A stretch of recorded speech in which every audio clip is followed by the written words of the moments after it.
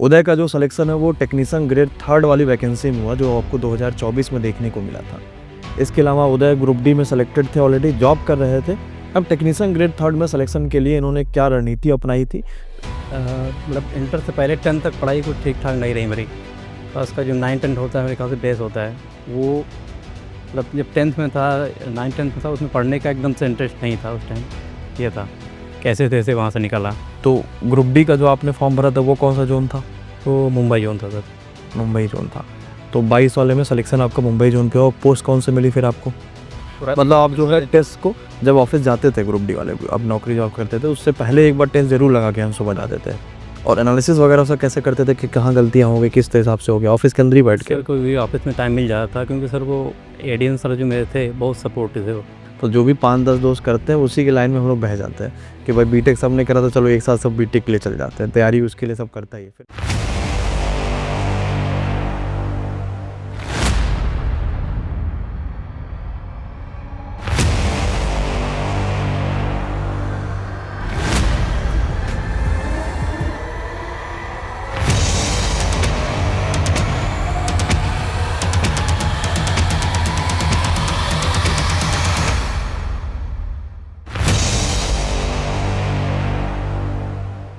चलिए भाई, नमस्कार बच्चों, कैसे हैं आप सभी? तो आज हमारे साथ हैं उदय राज जी।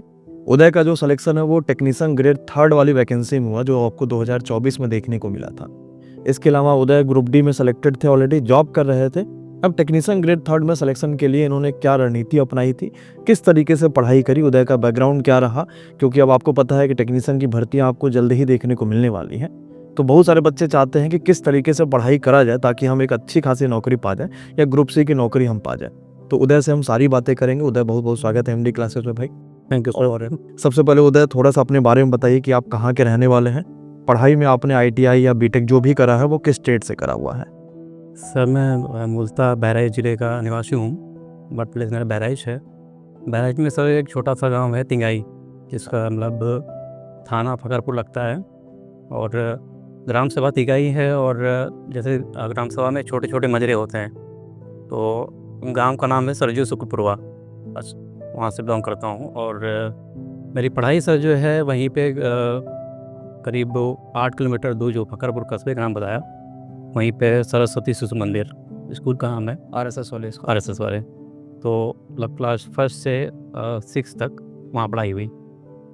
फिर वहाँ से एक दूसरे मतलब गवर्नमेंट स्कूल है चौधरी सियाराम इंटर कॉलेज, 7 से मैं वहाँ 7 से और मतलब 10 तक वहाँ कंप्लीट किया। तो भाई कुछ जो करीब 5-6 लड़के में मतलब जो ख़ास मित्र थे, उन लोगों ने डिसाइड किया कि भाई बीटेक करना है। तो बीटेक के लिए फिर जो है 1 साल उसने दिया गया आईआईटी की तैयारी के लिए। उसने आईआईटी की तैयारी की। ये होता भी है नॉर्मली कि जब हम लोग 12th कर रहे होते हैं तो जो भी 5-10 दोस्त करते हैं उसी के लाइन में हम लोग बह जाते हैं कि भाई बीटेक सब ने करा तो चलो एक साथ सब बीटेक के लिए चल जाते हैं। तैयारी उसके लिए सब करता ही है। फिर तैयारी आपने लखनऊ से ही करी? लखनऊ से ही। किस कोचिंग से करी थी? एक घनश्याम क्लासेस है वहाँ हजरतगंज में। अच्छा। तो बट फिर अनलकी उसने हो नहीं पाया था। तो उस समय तो आईआईटी AIEEE अलग अलग हुआ करता रहा होगा कि साथ ही? मैं अलग लोग पापा से बोला कि एक बार और ट्राई करते हैं।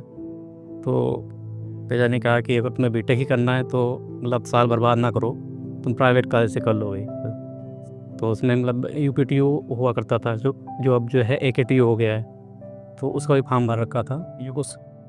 उसके थ्रू हमें जो है शेरूड कॉलेज ऑफ इंजीनियरिंग यहाँ बाराबंकी में है, भोपाल जिला शेरूड। यानी आपने बीटेक करा है 2013 में बीटेक स्टार्ट करा था। कौन सा ट्रेड था बीटेक में? सिविल इंजीनियरिंग था। सिविल इंजीनियरिंग था बीटेक का, ठीक है। तो जो टेक्नीशियन ग्रेड थर्ड में जब आपकी नौकरी लगी, इसके लिए चाहिए आईटीआई, तो आईटीआई भी आपने उसके बाद करा? आईटीआई करने का क्या रहा रीज़न? सर बीटेक कंप्लीट करने के बाद मेरा प्लेसमेंट हुआ था इसमें, क्योंकि ब्रांच सिविल इंजीनियरिंग थी। तो एक कंपनी है माँ वैष्णो इंफ्रा कॉन्ट्रैक्ट करके। अच्छा। तो लखनऊ की ही प्राइवेट कंपनी? हाँ, लखनऊ की है। तो इसमें करीब मैंने 6 महीने निकाले। अच्छा। बट कुछ समझ नहीं आया, वो साइट इंजीनियर को जॉब प्रॉपर मैं बियर नहीं कर पा रहा था। अच्छा, वो कहाँ कहीं बिल्डिंग कोई बन नहीं तो वहाँ पे जाके देख रेख करना क्या है? इकाना स्टेडियम है, इकाना क्रिकेट स्टेडियम, उसी के जस्ट बगल में एक मतलब नहर है, उसके जस्ट बगल में एसएसडी बिल्डिंग है। अच्छा। वो बिल्डिंग हम लोगों ने बनाई है ऐसे। लेकिन वो लाइन कुछ समझ नहीं आया मेरे को, साइड का काम वो। फिर वहाँ से छोड़ के ये डिसाइड किया गया कि गवर्नमेंट जॉब ही करनी है। तो पहले तो 2-3 महीने ऐसे ही गुजरे, डिसाइड नहीं कर पाते क्या करें। फिर जो है स्टार्ट किया गया भाई गवर्नमेंट जॉब के लिए तैयारी कैसे की जाए।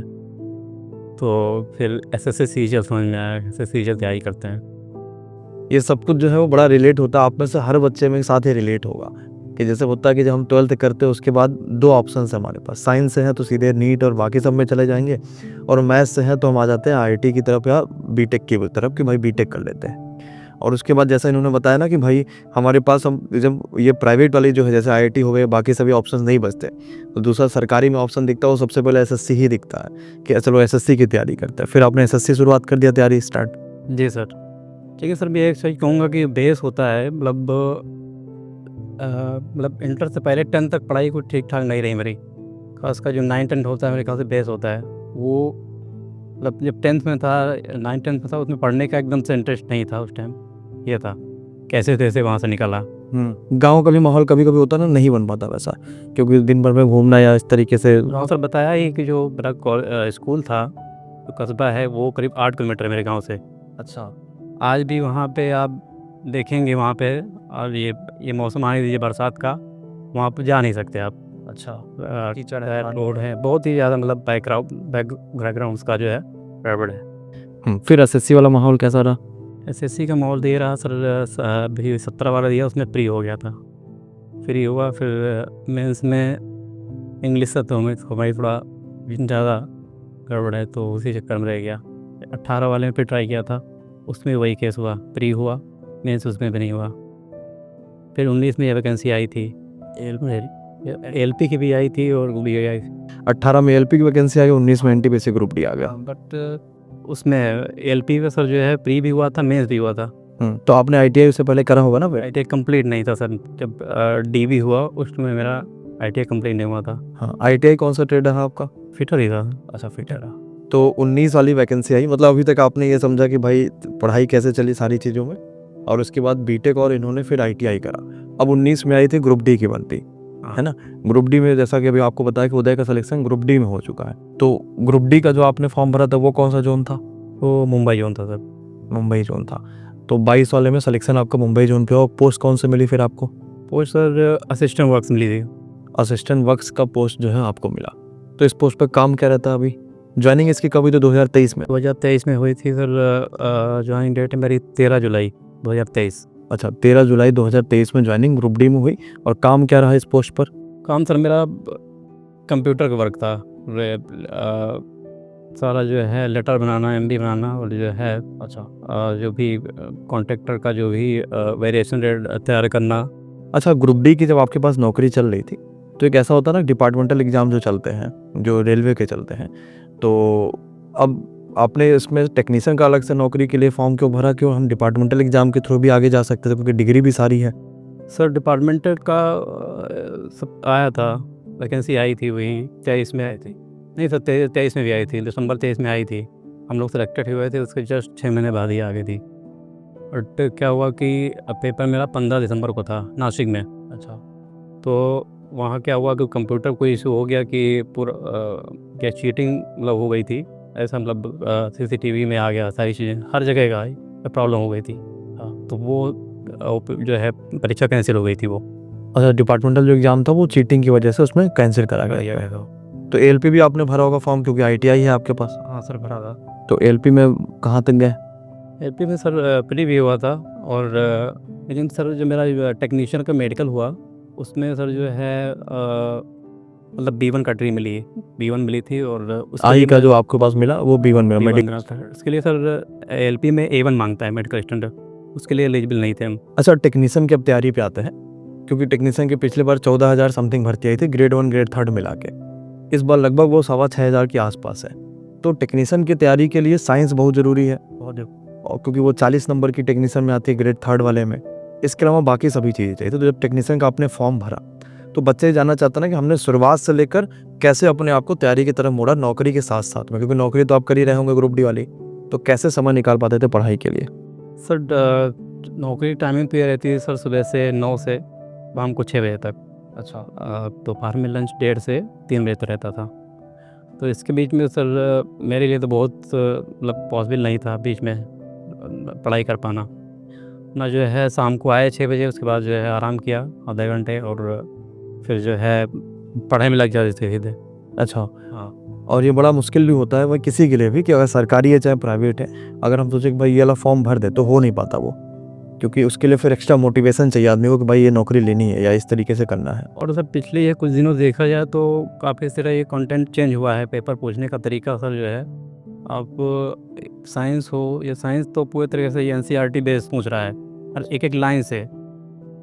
तो अब जो 9-10th की जो एनसीईआरटी आती है साइंस के लिए, अब इसके पेपर करना चाहिए मेरे हिसाब से। तो एनसीईआरटी आपने पढ़ी थी 9th-10th वाले? हाँ सर पढ़ी है। अच्छा, इस बीच में पूरे में एमडी क्लासेस से आपकी मुलाकात कब हुई? आपने एमडी क्लासेस पे क्लासेस कब से एमडी देखी? क्लासेस सर जो है 2021 लास्ट में। अच्छा, जब पेपर ग्रुप डी एनटीपीसी के स्टार्ट हो रहे थे, मतलब माहौल बनना तक पेपर होना है, पेपर होना है। सर उसमें आपका जो है मैथ्स में आपसे काफ़ी हेल्प मिली।